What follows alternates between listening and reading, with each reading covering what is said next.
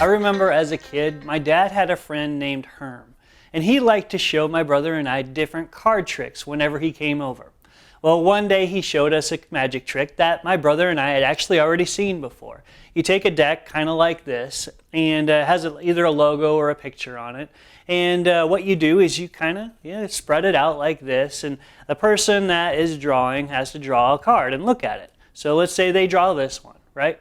Well, then they give it back to you, but when you get it back, you're supposed to put it in backwards.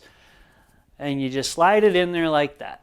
Then when you look through it like this, you flip things over, and then once you get to one of these cards that is upside down, you know that's the one that is the magic card. So you just keep flipping and flipping and flipping and flipping, and then eventually what happens is you get to the one card that is the opposite way. So this would be the magic card, just like that, okay?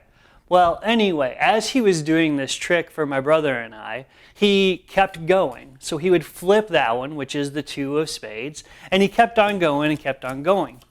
And then he got to a point and he said, I'll bet you the next card that I flip is your card. Well, my brother and I were like, there's no way the one you flipped is the card because you already flipped it. And so he asked us how much we would bet, and we're like, everything we have, which really was not very much money because we were still kids. Well, then after he agreed to the terms that we would give him all of our money and he would give us in return whatever was the equivalent that he had, he then did something that we did not expect. Instead of flipping the next card like this over, he went over, he took the card that we had and he flipped it over like that. The thing is, he got us again. Even though we fell for his trick, I have a feeling we weren't the first ones to do so.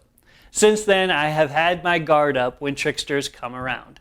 However, I don't have to worry about being tricked by God. Why? Because Galatians chapter 6, verses 7 through 8 talks about it. It says, "Do not be deceived. God cannot be mocked. A man reaps what he sows. Whoever sows to please their flesh, from the flesh will reap destruction. But whoever sows to please the Spirit, from the Spirit will reap eternal life." I love the fact that we don't have to worry about being tricked by God, because everything that is of the Spirit is good and trustworthy. So my encouragement for you this week is, let the same be said of us.